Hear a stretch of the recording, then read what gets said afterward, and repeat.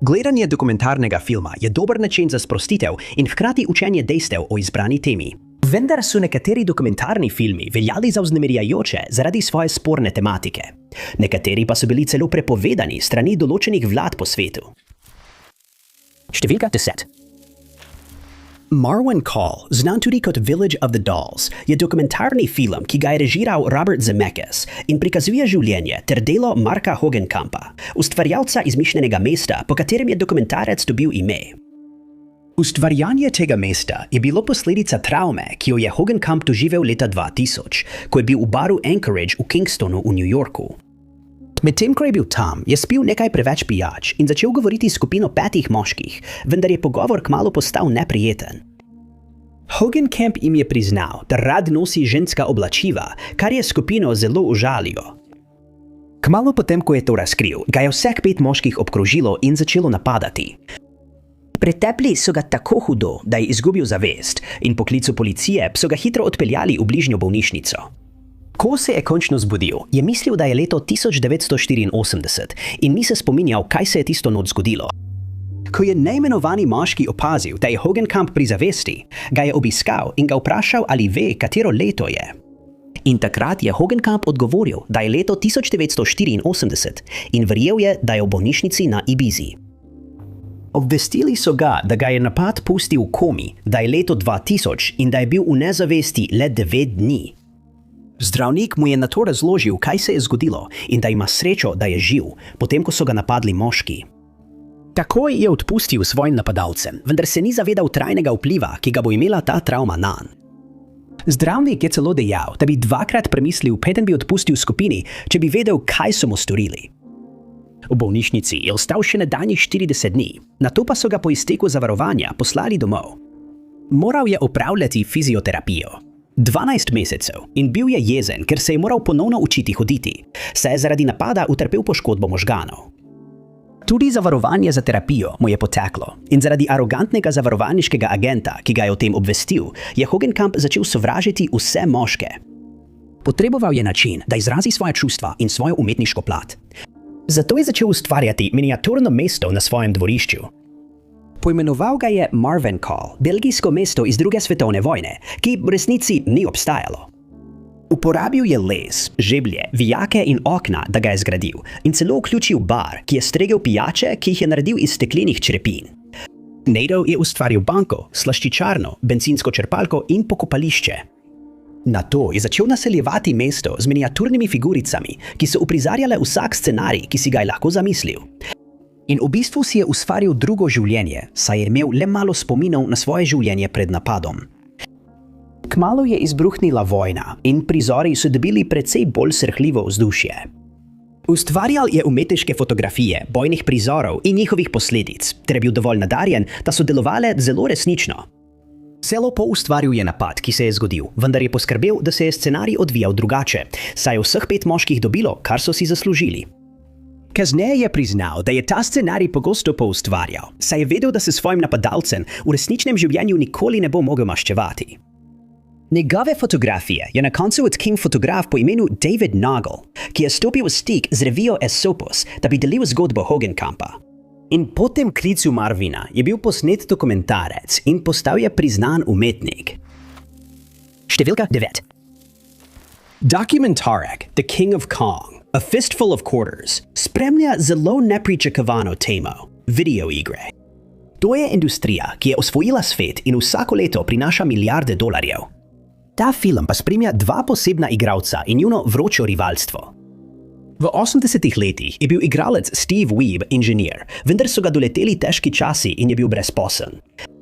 Billy Mitchell je vodil restauracijo in oba moška sta imela isto strast – doseči najvišji rezultat v videoigri Donkey Kong.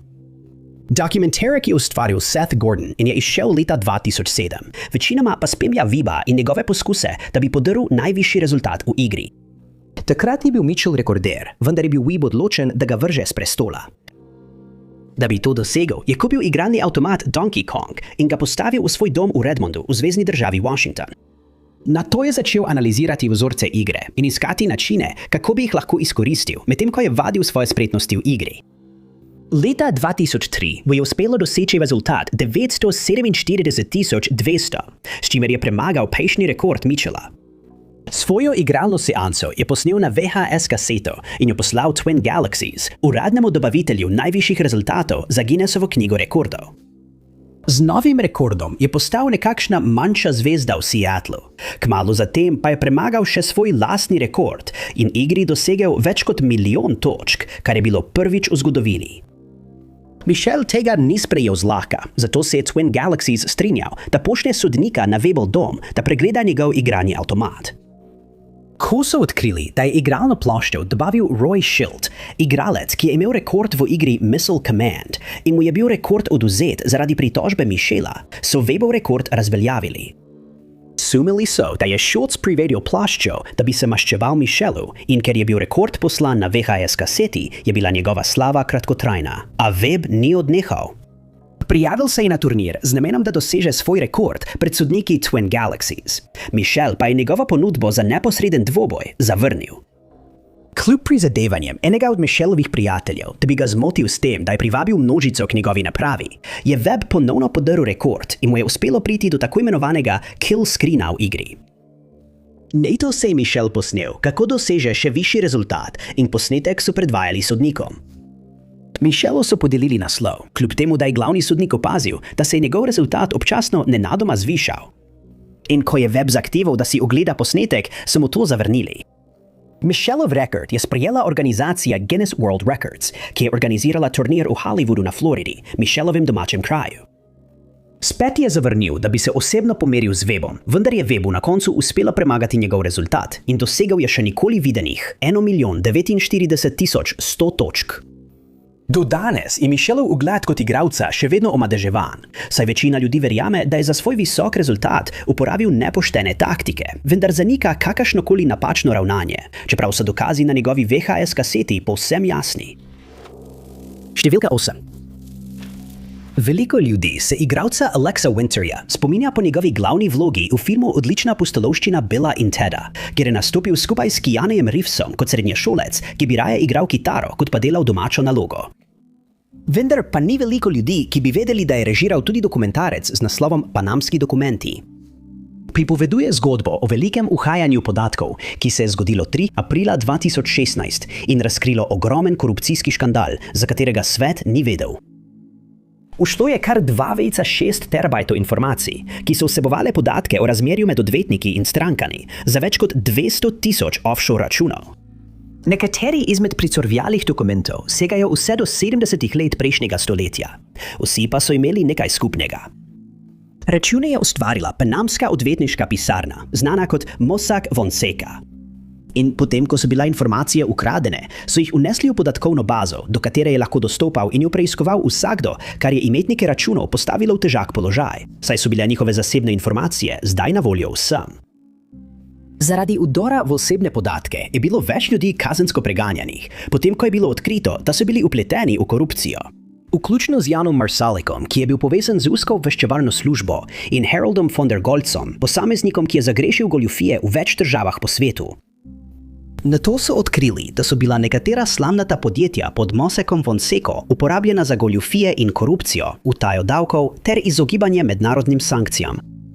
Ljudje so začeli zahtevati razkritje imena žvižgača, vendar njegova identiteta do danes ostaja neznana. Je pa razkril, da je informacije objavil, ker je verjel, da je bogastvo sveta neenakomerno porazdeljeno. Takoj, ko je videl informacije v teh dokumentih, je vedel, da se dogaja mednarodna prevara v velikem obsegu in se je odločil, da bo ukrepal. Dokumenti so bili poslani novinarju z imenom Bastian Obermeier in objavljeni na spletni strani Mednarodnega konzorcija preiskovalnih novinarjev. Po objavi dokumentov so jih poimenovali panamski dokumenti, kar panamski vladi ni bilo všeč, saj je menila, da bo to ime omadeževalo ugled države. Imena direktorjev 214,000 slamnatih podjetij so bila razkrita javnosti. Vsa pa je pomagala ustanoviti družba Mossack Fonseca. Njihove finančne evidence so bile razkrite svetu. V Urugvaju pa so po razkritju, da so prali denar, takoj aretirali 5 ljudi. Odvetnika s sedežem v Švici so obtožili, da je neprimerno uporabil denar svojih strank ter pomagal vplivnim ljudem v tej državi, vključno s katarsko kraljevo družino, in pred oblastmi skrival njihov pravi dohodek. Ugotovili so tudi, da je imela odvetniška pisarna povezave z visokimi politiki, slavnimi osebnostmi in premožnimi poslovneži. Izkazalo se je, da je veliko teh znanih osebnosti skrivalo dodatne dohodke, da bi se izognili plačilu davkov. Med njimi so bili tudi voditelji držav iz ZAE, Ukrajine, Saudske Arabije, Argentine in Islandije. Vpleteni so bili uradniki iz kar 40 držav, njihova imena pa so bila objavljena skupaj z njihovimi finančnimi zapisi. Rezultat tega velikega razkritja je bila svetovna preiskava, ki je spremenila finančno in politično klimo po vsem svetu. Do leta 2026 je bilo od posameznikov omenjenih v dokumentih izterjanih več kot 2 milijardi iz naslova davkov. Številni ljudje pa so bili postavljeni pred sodišče zaradi pranja denarja, utaje davkov, korupcije in goljufije. Žvižgač je nedvomno dosegel, kar si je zadal, in javnost se je zavedela, koliko korupcije se dogaja po svetu brez njihove vednosti. Številka 7. TikTok je družbeno omrežje, ki je osvojilo ves svet. Toda zahvaljujoč dokumentarcu Dancing with the Devil, zdaj vemo, da ima TikTok tudi temnejšo plat. Nekaj, česar večina njegovih uporabnikov nikoli ne bi pričakovala. Film se osredotoča na skupino plesalcev na TikToku, ki so se odločili podpisati pogodbo z menedžersko agencijo po imenu 7M. Vendar pa mnogi plesalci niso vedeli, da je 7M tudi cerkev z imenom Shekinah Church. Ti v svojo skupnost sprejema le povabljene člane, vodi pa jo pastor Robert Shin. Dokumentarek, ki ga je režiral Derek Donnen, najprej predstavi Winking Sisters Miranda in Melania. Sanjali sta, da bosta nekoč postali plesalki, in potem, ko sta pridobili veliko izkušenj, sta se odločili, da bosta kot svojo platformo izbrali TikTok. Pridobili sta kar 3,3 milijona sledilcev in bili na poti do uspeha. Še en plesalec, Kevin Davis, je imel prav tako velike ambicije, vendar se je finančno boril in živel v svojem avtomobilu. Ko je začel nalagati videoposnetke na TikTok, je nenadoma spoznal, da si lahko ustvari dohodek, medtem ko deli svoj talent svetom. Shin je prišel do enakega spoznanja in začel novačiti plesalce za 7M. Ko so se prijavili, je Shin začel upravljati njihove pogodbe z blagovnimi znamkami in jim zagotovil ugodno nastanitev. Prav tako jim je zagotovil prostore za ustvarjanje njihovih videov, hkrati pa jih je spodbujal, naj se pridružijo cerkvi Shekinah. Rekli so jim, naj obiskujejo cerkvene obrede, naj svoje življenje posvetijo Bogu, hkrati pa so jim naročili, naj se posvetijo Shinu, saj je bil, kot je sam rekel, božji človek. Kmalu se je Shin vpletal v življenja cerkvenih plesalcev, ti pa so bili odvračani od stikov s prijatelji in družino zunaj. Takšno vedenje je značilno za kult in kmalu je bila cerkev kot takšna tudi označena. Člani in bivši člani so začeli razkrivati resnico o cerkvi ter trdili, da se je Shin do njih večkrat neprimerno vedel, kar je on takoj zanikal. Starši Melanie in Mirande so cerkev obtožili pranja možganov Mirandi, potem ko je Melania zapustila skupino in prekinila vse stike z njimi. Na koncu je pristala na srečanje z njimi in upali so, da se bo družina ponovno združila, vendar do tega ni prišlo. Namesto tega je srečanje v živo prenašala milijonom svojih sledilcev in naredila vse, da bi svoje starše prikazala kot problem v svojem življenju, namesto kulta, v katerega je bila vključena, kar je prav tako pogosto v takšnih primerih. Od takrat je še veliko več nekdanjih članov 7M javno spregovorilo proti Shinu in njegovi cerkvi. Poleg tega pa so bile proti Shinu in nekaterim njegovim privržencem vložene še številne druge obtožbe, kot je trgovina z ljudmi. Cerkev še vedno deluje, vendar je zaradi teh razkritij pod intenzivnim finančnim in pravnim nadzorom. Več nekdanjih članov pa je vložilo tožbe proti kultu. Številka 6. Izginoče Amy Lynn Bradley je pogosto navedeno kot eno najbolj skrivnostnih sodobnih izginotij na morju. In dokumentarek Amy Bradley is Missing poskuša osvetliti njen primer, vendar na mnoga vprašanja še vedno ni odgovorov.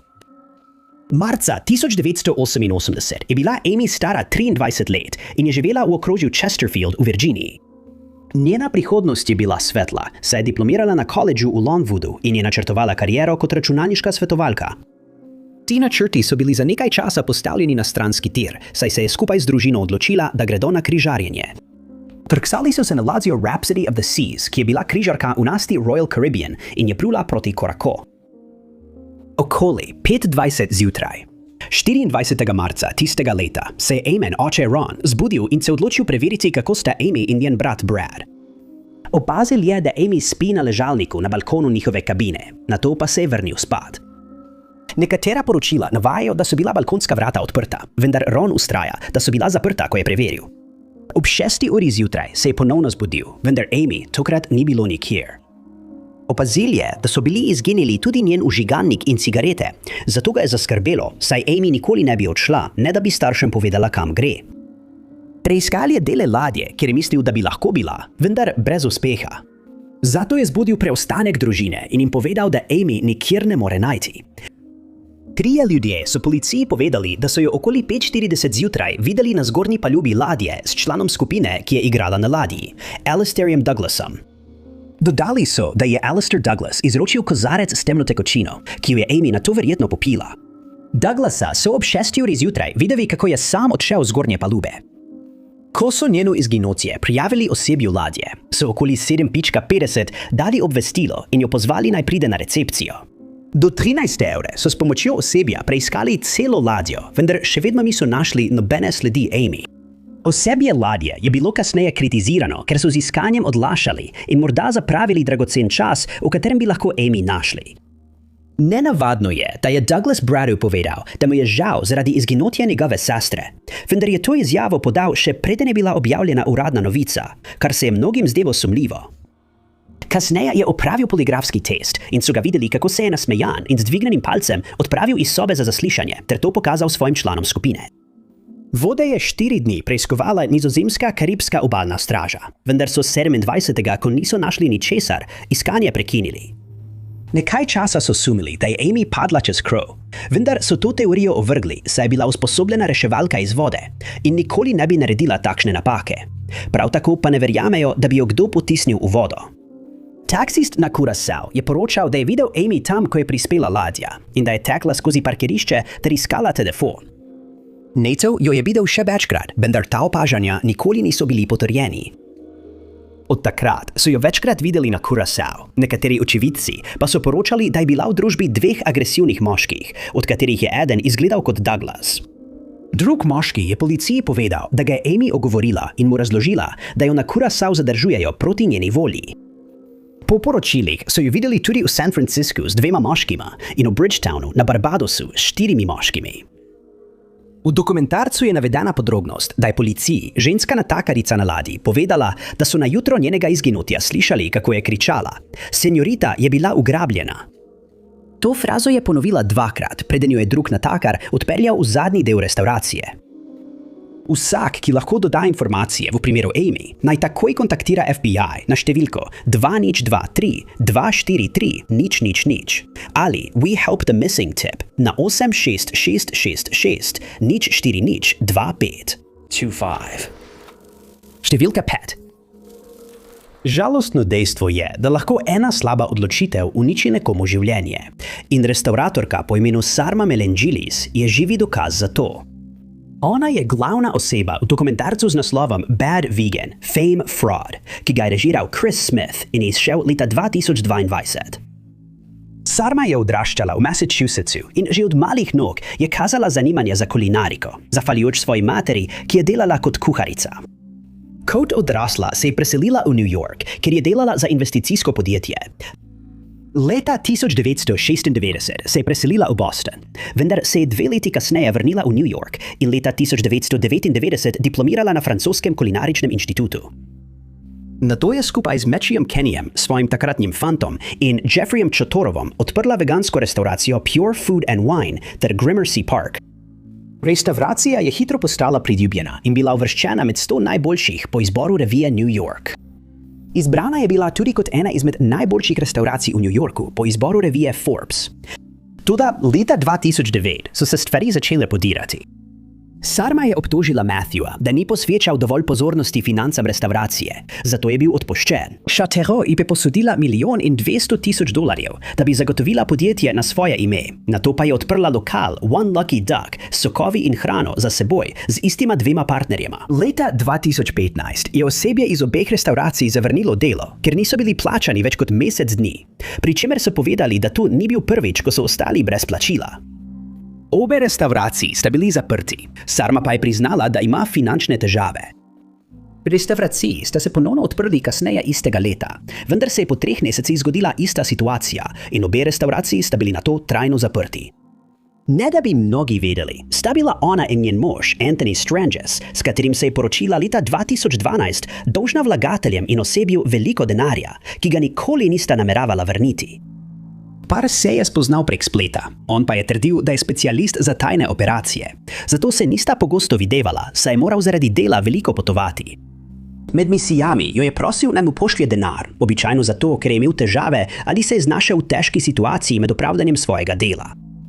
Sčasoma ji je zmanjkalo denarja in je začela uporabljati denar za plače svojih zaposlenih, da bi mu plačala. Stranges jo je prepričal, da jo vlada opazuje in da mora dokazati svojo zvestobo entiteti, imenovani družina. Da bi to storila, je morala Strangesu poslati katerikoli znesek denarja, ki ga je zahteval. Če bi to storila, bi lahko dosegla nesmrtnost, prav tako tudi njen pes, Leon, je dejal Stranges. Do takrat so bili zanj že izdani nalogi za aretacijo, saj je bil obtožen velike tatvine. Kar zadeva Sarmo, je bila iskana zaradi kršitev delovne zakonodaje, velike tatvine in utaje davkov. Par so aretirali v Tennesseeju in Sarma je priznala krivdo. Obsojena je bila na 4 mesece zapora po sklenitvi dogovora o priznanju krivde. Ona in Stranges sta se ločila leta 2018. Danes pa si skupaj s svojim psom Leonom v New Yorku ponovno gradi življenje. Številka 4. Spletno zmenkarjenje ima svoje dobre in slabe strani. Pozitivno je to, da se ljudje lahko srečujejo in spoznavajo iz varnosti svojega doma, ter se lahko srečajo v živo, ko so pripravljeni odločiti ali želijo začeti razmerje. Negativna stran pa je, da nikoli ne moreš biti povsem prepričan, da je druga oseba res to, za kar se izdaja. Skozi leta smo vsi slišali veliko grozljivih zgodb, ki so se začele zmenki prek spleta, in primer Karata Asija je še en tak primer.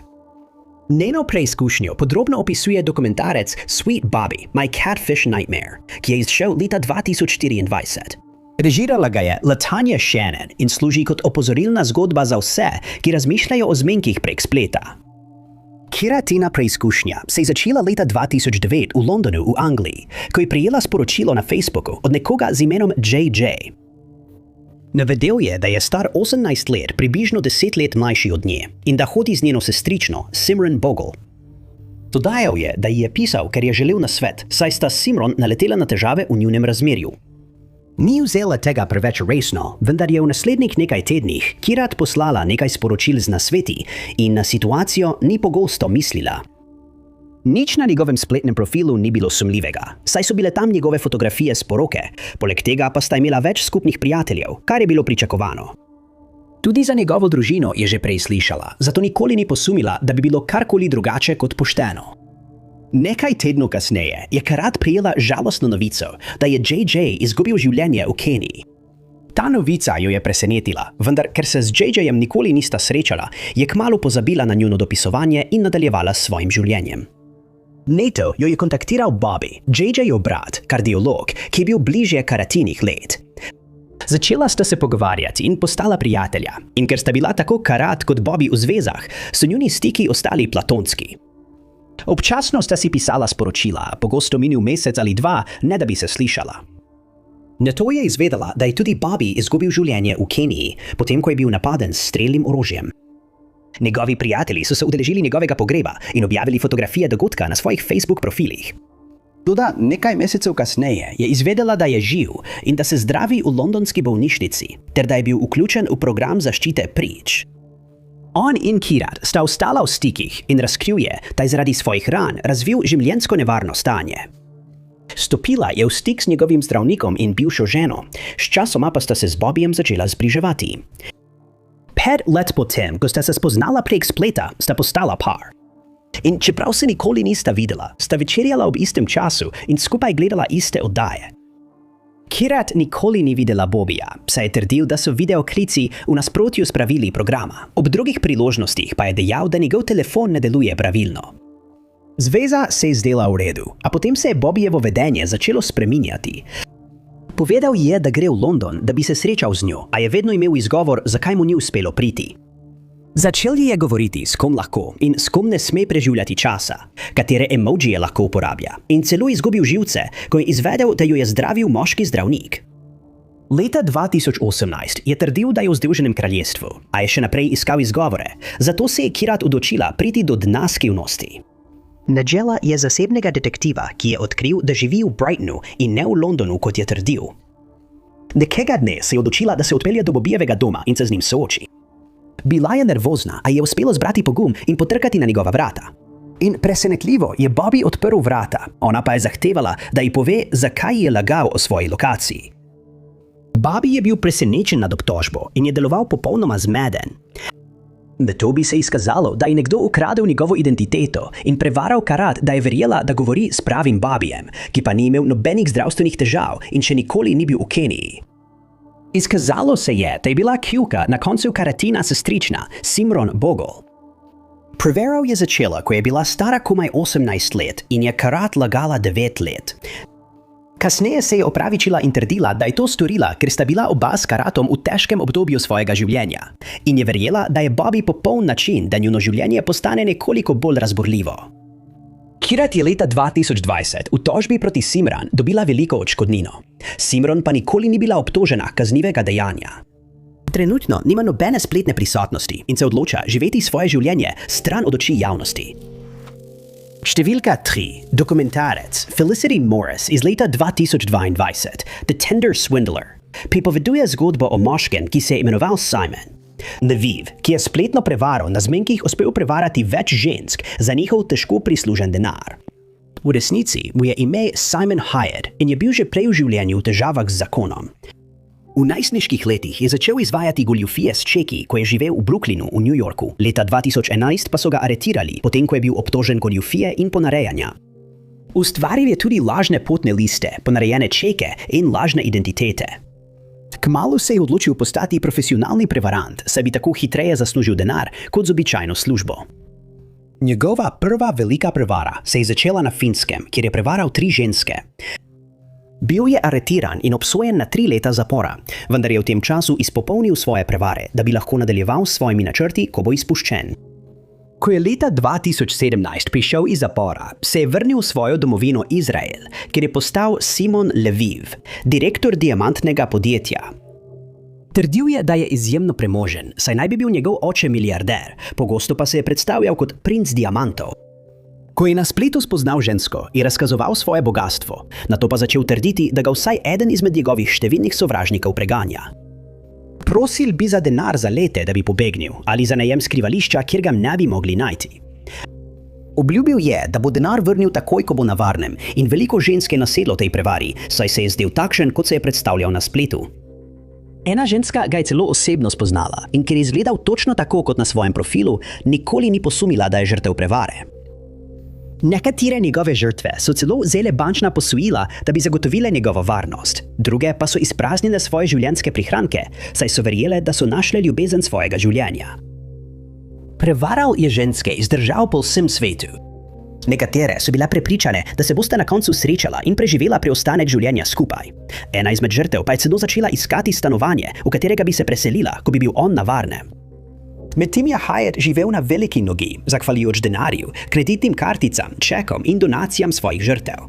Na neki točki se je res zdel, kot da se trudi povrniti denar 2 ženskama, vendar je bil ček brez kritja, $100,000 v gotovini, ki jih je vrnil, pa se je izkazalo za ponarejene. Šele ko so podjetja za kreditne kartice opazila njegovo razkošno porabo, se je prevara začela razpletati. Njegova prava identiteta je bila razkrita. 2 od njegovih žrtev pa sta ga razkrili v članku z naslovom The Tender Swindler. Aretirali so ga v Grčiji in obsodili na 15 mesecev zapora v Izraelu. Naložili so mu plačilo 35,000 odškodnine in globo v višini 4,600 funtov. Vendar so ga po 5 mesecih izpustili zaradi izbruha pandemije. Devijev še naprej vztraja pri svoji nedolžnosti in trdi, da je legitimen poslovnež, ki je preprosto želel spoznati ženske prek spleta, čeprav je v 2 letih svoje žrtve ogoljufal za približno $10 milijonov. Številka 2. Večina izmed nas je že videla paranormalne oddaje, ki trdijo, da najdejo duhove in demone na strašljivih krajih, kot so hiše, zapori, zapuščene bolnišnice in psihiatrične ustanove, ki že dolgo ne delujejo več. Te oddaje je običajno treba jemati z rezervo, saj večina opreme, ki jo uporabljajo ti paranormalni raziskovalci, v najboljšem primeru teoretična. Številne njihove trditve o videnju duhov in razkrivanju strašljivih pojavov pa so bile skozi leta ovržene. Žanr je doživel stalen upad priljubljenosti, vendar je en dokumentarec iz leta 2018 z naslovom Demon House, ki ga je režiral Zak Bagans, pustil gledalce na trnih, predvsem zaradi enega posebej vznemirljivega prizora, ki ga vsebuje. Na začetku dokumentarca so gledalci opozorjeni, da so vsi ljudje in kraji, prikazani v filmu, resnični in da naj bodo previdni, saj se lahko demoni navežejo na ljudi preko elektronskih naprav, kot so televizorji ali prenosniki. Bagans, raziskovalec paranormalnega, je slišal za določeno hišo, ki je bila na prodaj v Garyju, v zvezni državi Indiana.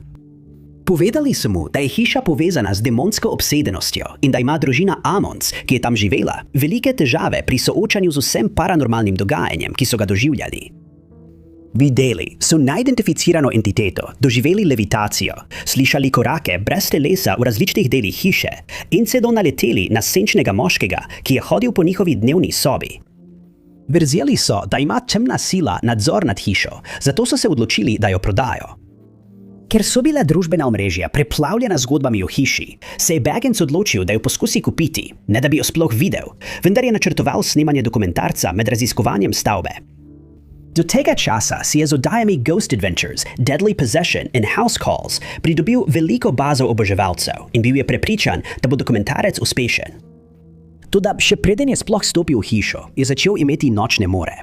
In takoj, ko je začel delati na projektu, je tako zbolel, da je moral ostati v postelji cel teden.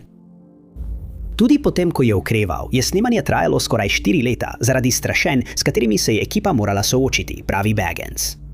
Na neki točki, med najbolj pretresljivim prizorom v dokumentarcu, je eden od snemalcev postal tako agresiven in začel kričati na preostalo ekipo. Neto se je izklil dvigalo in bil zaradi svoje agresije na koncu odpuščen, sam pa je trdil, da je bilo vse to izključno zaradi vpliva hiše nanj. Njegovi sodelavci so to potrdili in povedali, da so po incidentu okoli njega občutili hladen zrak. Hiša pa je bila na koncu leta 2016 na Bagansovo zahtevo porušena, saj je verjel, da tam ne bi smel nikoli več nihče živeti. Številka 1. Ljubezen je zelo skrivnostna stvar in nemogoče je soditi nekoga glede partnerja, ki si ga izbere. Veliko ljudi pa meni, da je paznica po imenu Vicky White pokazala slabo presojo, ko se je zapletla z zapornikom po imenu Casey Cole White. Njuna zgodba pa je predstavljena v dokumentarcu Jailbreak – Love on the Run. Casey, ki meri 206 cm v višino, je bil poslan v popravni zavod okrožja Lauderdale za 75 let, potem ko je bil obsojen zaradi ugrabitve vozila, vloma v stanovanje in napadov s strelnim orožjem. Prav tako je poskušal nekomu vzeti življenje in je storil rop 1. stopnje. Stražarji in sojetniki ga opisujejo kot prijaznega in očarljivega, vendar so kmalu ugotovili, da ima eksploziven temperament, še posebej, ko je bil pod vplivom prepovedanih substanc. Kar zadeva Vicky, je do tega trenutka v ustanovi delala že 17 let in je bila namestnica direktorja zapora. 4-krat je prejela nagrado za uslužbenca leta in naj bi se leta 2022 upokojila. A leto predtem je razkrila, da hodi z 2 moškima hkrati, vendar ni razkrila, da je eden izmed njiju Casey iz očitnih razlogov. Caseyjevi sojetniki so začeli sumiti, da imata afero, vendar nikoli niso mogli pričakovati, kaj se bo zgodilo naslednje. Vicky je vedno trdila, da bo na dan, ko se upokoji, odšla z velikim pokom in držala se je svoje obljube. Zjutraj, 29. aprila 2022, je Nikki Caseyja odpeljala iz njegove celice, ga pospremila do policijskega vozila, mu rekla naj vstopi in preprosto odpeljala iz objekta. Trdila je, da naj bi se Casey zglasil na sodišču v Florenciji zaradi psihološke ocene in da ga tja spremlja. Dodala je, da bo tisti dan obiskala svojega zdravnika, saj je sumila, da zboleva, vendar so njeni sodelavci postali sumničavi, saj bi morali biti zaporniki vedno v spremstvu vsaj 2 policistov. Mein vel sure in par se ni nikoli vrnil. Postalo je jasno, da sta ona in Casey skrbno načrtovala pobeg. Nadzorni posnetki pa so ju pokazali na bencinski črpalki 8 minut po odhodu iz objekta. Začela se je vsedržavna iskalna akcija in par so izsledili v hotelu v Evansvillu v Indiani. Ko je policija prispela, sta pobegnila v sivem Cadillacu in sledil je pregon. Casey je na koncu razbil avto in se brez upiranja predal. Vicky pa ni imela take sreče. V incidentu je izgubila življenje, Casey pa je bil vrnjen v zapor, kjer bo odslužil svojo kazen in dodatna leta, ki so mu jih prisodili zaradi pobega. Najlepša hvala, da ste gledali. Če vam je bil ta video všeč, pritisnite gumb všeč mi je. Ne pozabite se naročiti na kanal in klikniti zvonček za obvestila, da boste na tekočem z vsemi našimi prihodnjimi objavami. Moje ime je Top 5 Unknowns in se vidimo v naslednjem videu.